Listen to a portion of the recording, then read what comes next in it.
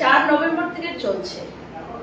আমরা পৌর প্রতিনিধিরা মাননীয় মুখ্যমন্ত্রী মমতা বন্দ্যোপাধ্যায় ও অভিষেক বন্দ্যোপাধ্যায়ের নির্দেশে যেভাবে মানুষের পাশে থেকে সেই মানুষদের ফর্ম ফিল আপ করানো থেকে সুবিধা যেগুলো করার সেগুলো আমরা প্রত্যেকেই করেছি এবং আমরা সম্পূর্ণভাবে এখন দেখছি যে ওয়ার্ডের মানুষদের এখনো কি অসুবিধা হচ্ছে বা তারা কি কাগজপত্র তাদের জোগাড় করতে হবে বা তাদের পাশে কিভাবে দাঁড়ালে তারা সময়ের মধ্যে করা সম্ভব নয়।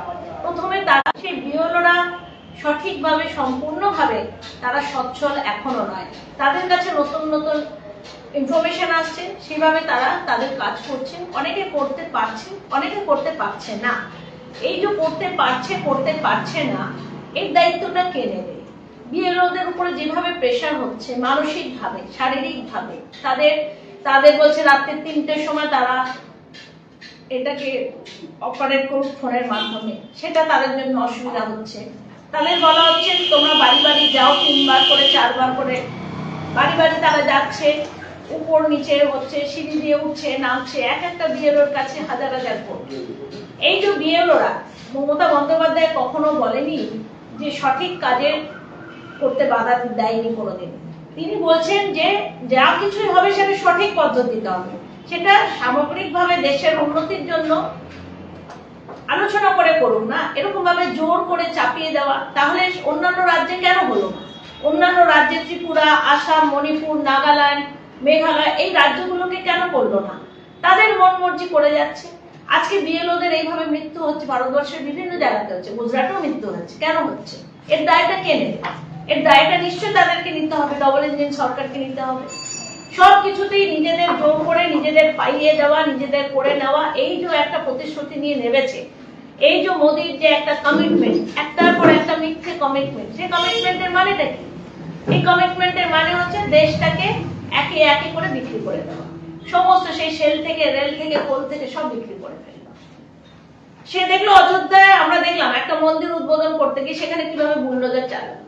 ইউপিতে যোগী সরকার অযোধ্যাতেই হেরেছে। সঠিকভাবে মানুষের যদি মন জিততে না পারে, এইভাবে মিথ্যে প্রলোভন দেখিয়ে বিহারের ভোটটা হলো। বিহারের ভোটে আমরা কি দেখলাম? ভোটের দিন, ভোটের আগের দিন 10-10 হাজার টাকা করে মেয়েদের হঠাৎ করে তাদের তখন লক্ষ্য করলো তারা মমতা বন্দ্যোপাধ্যায়কে, যে কিভাবে লক্ষ্মীর ভান্ডার দিচ্ছে। মমতা বন্দ্যোপাধ্যায় 5 বছর ধরে দিচ্ছে, ভোটের জন্য দেয় না, মানুষের জন্য দেয়, উন্নয়নের জন্য দেয়, দেশের জন্য দেয়, রাজ্যের জন্য দেয়। কিন্তু এরা কি করলো? ভোট কেনার জন্য জোচ্চুরি করে 100% উপরে ভোট করে, ভোট নিয়ে, ভোট কিনে তারা জিতছে। এই জেতাটার মানেটা কি? তার মানে আমাদের ডেমোক্রেসি খতম, আমাদের গণতন্ত্রকে মারার উদ্দেশ্যে করেছে। আজ থেকে 75 বছর আগে আমি একটি ভিডিও দেখলাম, সেদিন জওহরলাল নেহরু বলেছিলেন যে এটা ইতিহাস রচনা করার সেই সময়, যেমন ইতিহাস শুরু হয় ইতিহাস শেষও হয়, সেরকম বলেছিলেন 75 বছর পরে একটা রাজা আসবে, যে রাজা দেশটাকে বিক্রি করে দেবে আর রাজা দেশটাকে শেষ করে দেবে।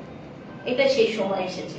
কিন্তু ভারতবর্ষের মানুষকে বলবো, বাংলার মানুষকে বলবো, আমাদের কাছে জবাব দেওয়ার সময় এসেছে।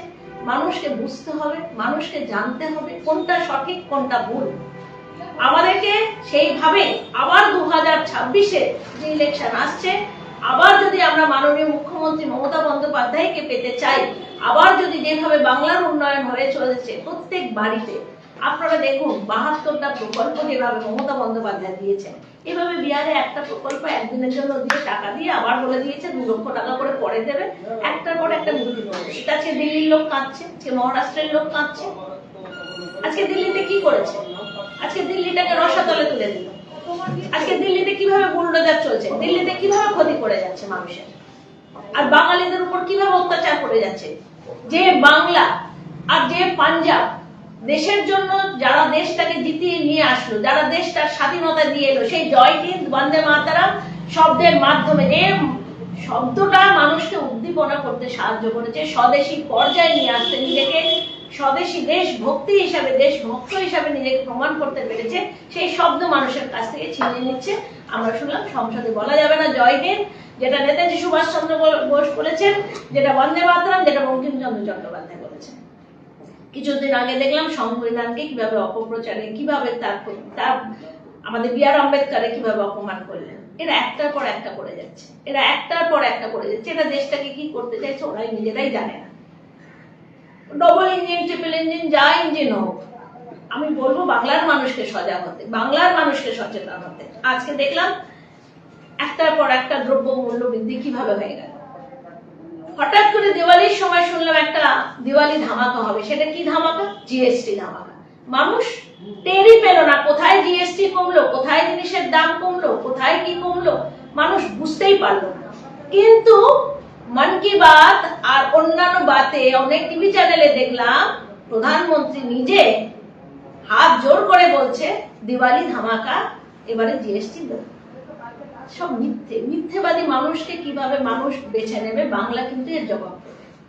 আমি আশা করি বাংলার মানুষ এর জবাব দেবে। বাংলার মানুষ আজ 5 বছর ধরে যে সুবিধা সুযোগগুলো পেয়েছেন, মমতা বন্দ্যোপাধ্যায় যেভাবে বাংলার মানুষের পাশে রয়েছেন, আমরা পৌর প্রতিনিধিদের যেভাবে নির্দেশ দিয়েছেন মানুষের পাশে থাকার জন্য, আমরা কাজ করে যাচ্ছি। আমাদেরকে কেউ আটকাতে পারবে না। আমরা মানুষের পরিষেবা দিয়ে যাব। মানুষের কাছে এটাই অনুরোধ। এই যে এসআইআর চলছে, এই এসআইআর সবাইকে, সবার কাছে অনুরোধ, যারা ফর্ম নিয়েছেন, হ্যাঁ বলেছিল কত 1,20,00,000 ভোটার নাকি বাদ যাবে, আগেই সে বলে দিয়েছিল। কিন্তু কি দেখলাম? আমাদের 99% কিন্তু ফর্ম বিলি হয়ে গেছে। আজকে 2002 এর পরে আজকে যে মৃত ভোটার নিয়ে আজকে এত বড় বড় টিভিতে দেখি, এই মৃত ভোটারের নাম কাটার দায়িত্ব কার?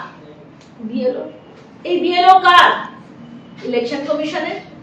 তো আজকে তুমি 20 বছর 22 বছর তোমরা মৃত ভোটার কাটোনি, সেই তার দায়িত্বটা কি তোমরা এইভাবে মিথ্যে আবার মিথ্যে প্রচার করে যাবে? কি বলছো তোমরা? বাংলাদেশি, বাংলা ভাষী, বাংলায় যারা কথা বলে তারা নাকি বাংলাদেশি। এই যে বাংলাদেশে যারা যাচ্ছে, যারা আসছে, কার দায়িত্ব তাকে রোখার? কে দায়িত্ব নেবে এটা? যেমন কাশ্মীর থেকে যখন পুলওয়ামা এসে গুলি মেরে চলে গেল, সেটা কার দায়িত্ব? সে দায়িত্ব তোমরা তো নিচ্ছ না। এখানে বলে যাচ্ছ তোমরা মমতা বন্দ্যোপাধ্যায়ের দায়িত্ব।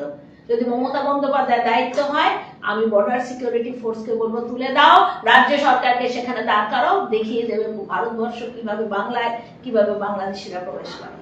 তোমরা দায়িত্ব নেবে আর বদনাম করবে মমতা বন্দ্যোপাধ্যায়কে, এটা তো হয় না। এর দায়িত্ব তোমাদের নিতে হবে। আর যারা আছে তারা কেউ ভোট দেয়নি, তাদের কাছে কোনো ভোটার কার্ড নেই, তাদের কাছে কোনো আধার কার্ড নেই। আজকে আমাদের 99% তাহলে ভোটার, আমরা আজকে ইমিগ্রেশন ফর্ম বিলি করলাম কি করে? এতগুলো ফর্ম মানুষের কাছে পৌঁছলো কি করে? মানুষ জমা দিচ্ছে কি করে ফর্ম?